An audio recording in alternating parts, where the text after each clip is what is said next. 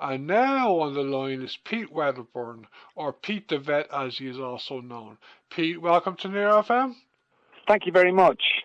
Okay, Pete, I got in touch with the press officer of the ISPCA to arrange our interview today because I know that the ISPCA have recently launched your general election manifesto for animals, and I know that you are the chairperson of the ISPCA.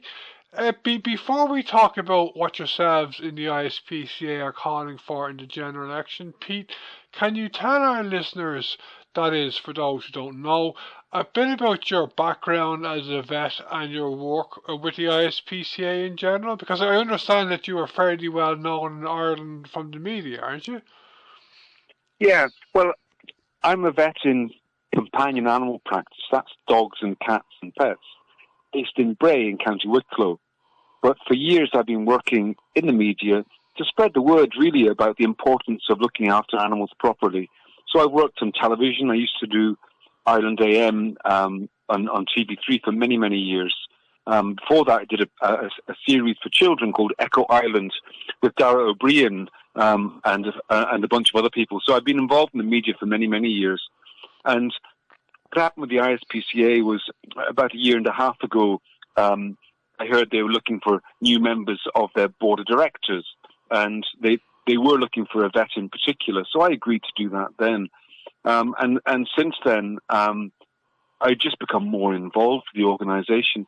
The ISPCA is the only national organisation that deals with animals of all species, and it has inspectors across Ireland basically responding to people's calls about possible cruelty to animals. And then if they find cruelty, the ISPCA inspectors are the ones who are charged with bringing people to account. And that means doing things like seizing animals in trouble. It means taking the owners to court to prosecute them for breaking the law, that kind of a thing. So, and as well as that, the ISPCA is also very involved in improving people's awareness of the importance of looking after animals. And so we have, for example, an education program, a pilot program for children in national schools, so that people learn from an early age about the importance of caring for animals properly. And we also, basically, we rescue animals, and so we need to find homes for animals. So our centres, we have a number of national centres across the country with animals that are looking for homes. So we work very much with the public in finding homes for those animals. So it's a very big and busy organisation, and I'm very happy to help with the organisation because it tallies precisely, really, with what my own personal beliefs are about the importance of sharing the word about helping animals, about making sure that animals are properly cared for. Okay, Gillian Board from the DSPCA does, I believe, frequently be on a different programme on Near FM, although I've never interviewed her. Am I right in saying, Pete, that the DSPCA in Dublin are part of the ISPCA, or are they two separate organisations? They are actually two separate organisations. It is quite difficult for the public to understand all this, but essentially, the ISPCA is the if you like, the mothership, a bunch of ISPCAs around the country, from Wicklow to Wexford to Donegal, across the country, got together and said, we want to have a central organisation that speaks for us all. And that's kind of the origin of the ISPCA. But there are some local SPCAs, Societies for Prevention of Cruelty to Animals. There's some local ones, such as the Dublin one, who chose not to become part of the ISPCA. So they still operate separately. And essentially the DSPCA does in Dublin what the ISPCA does around the country. So the DSPCA has inspectors, again, who enforce the laws in favour of animals and who respond to calls about cruelty in the Dublin area. So they're two organisations that have very similar roles, just covering different areas. Okay, I interviewed a lady several years ago from the ISPCA in Roscommon. I can't remember her name off the top of my head. Okay, Pete, I just have one more question about your work as a vet before we talk about the ISPCA general election campaign. This could be a big question. Feel free to answer it as you like. But are there any areas in particular that you have to deal with regularly as a vet that you wish the pet owners would be more aware of? Yes, I think that probably the single biggest one as a vet would be the fact that some dogs, some breeds of dog, are prone to illnesses, and people don't realise this. So people, for example, they may get a dog like a pug, or there's a bunch of different dogs, and what people don't realise when they get these dogs is that these breeds are much more prone to being unwell than other breeds, and then they get sort of blindsided when those animals really predictably do develop certain health issues. And so I wish people did a bit more research before getting puppies. And indeed, then the other thing that followed through from that would be, I wish that people get those animals insured when they're young before they've fallen ill, because pet insurance allows people to fund a much higher level of veterinary intervention, and that's what's really, really needed when animals fall seriously ill. And I mean anything from dogs needing reconstructive surgery of their airways so they can breathe better, through to dachshunds, for example, are very prone to slip discs. And if a dog has a slip disc, they may need major spinal surgery, which could cost several thousands of euro. So this puts massive pressure on people. If they took the time to and made this investment in pet insurance, it would be much less stressful for them. I know, I agree with you. There are some dog breeds I think that are lovely, like pugs, as you mentioned. I think they're a beautiful dog, and they look so cute.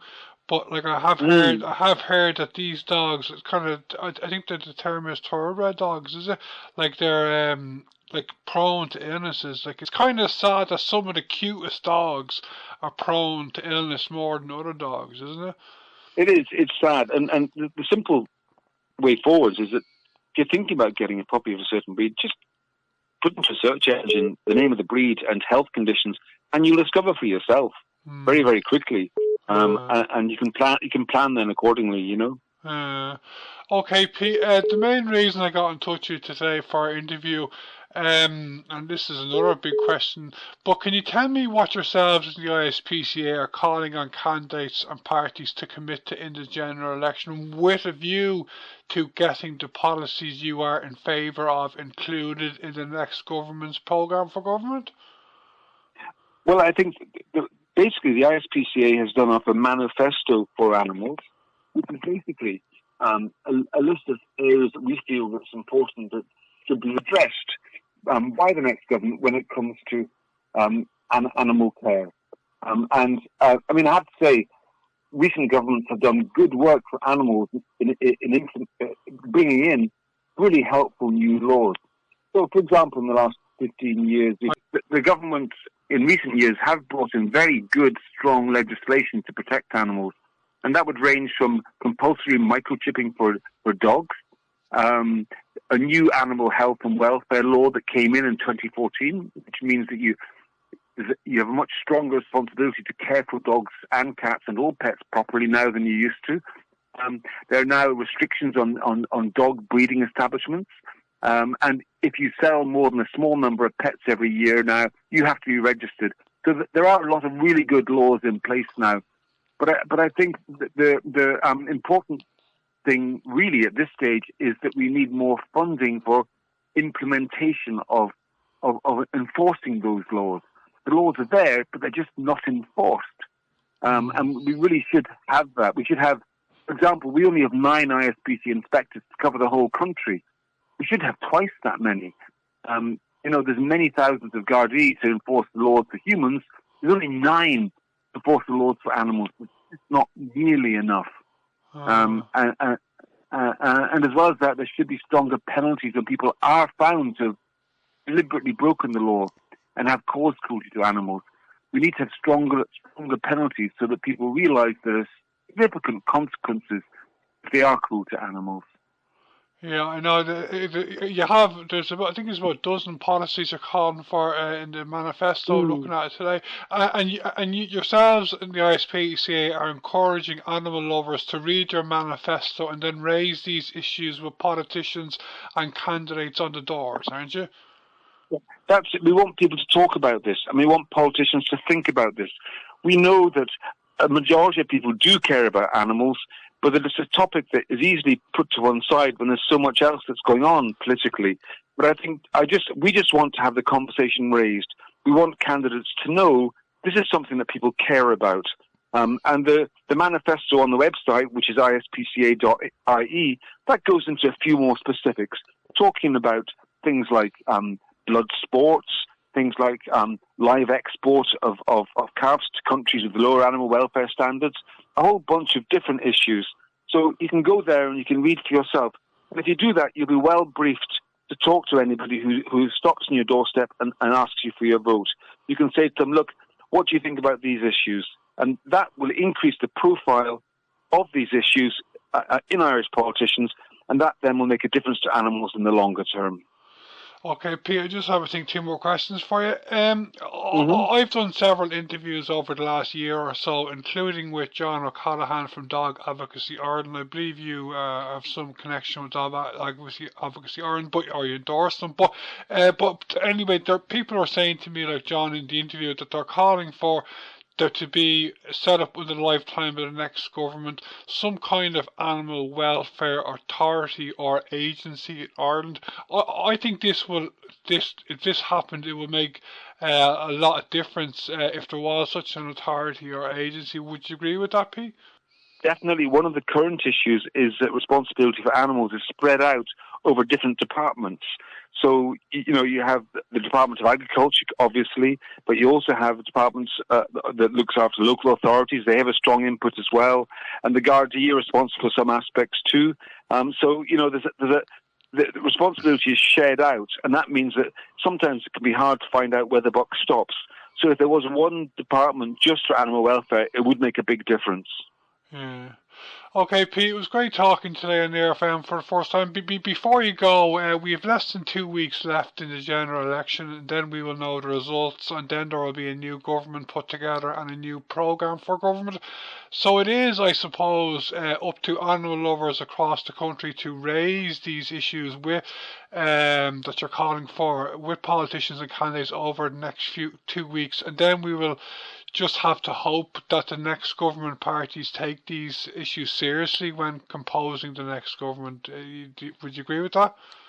Yes, if politicians realise these issues are important to people, they're much more likely to take action. And that's why we're calling on everybody out there who cares about animals, bring up the topic with anybody you talk to who's looking for your vote.